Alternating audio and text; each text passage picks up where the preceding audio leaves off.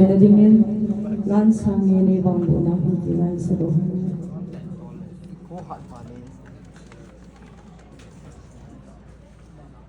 Sẽ lấy hoàn cảnh nó nói hay chưa? Hãy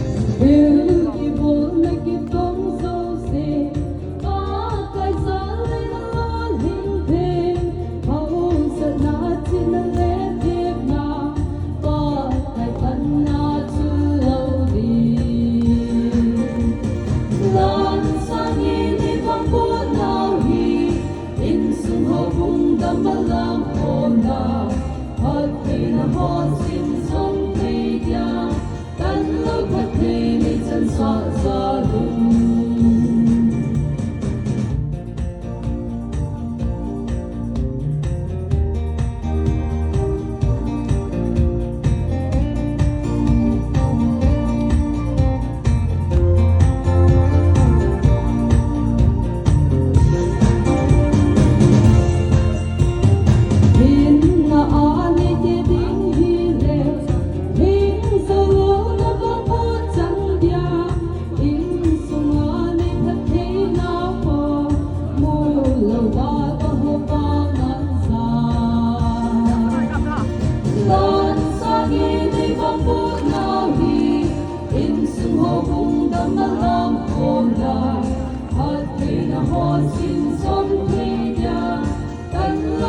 Ghiền Mì Gõ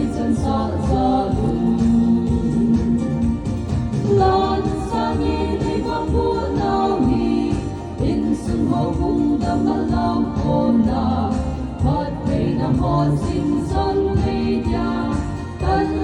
lỡ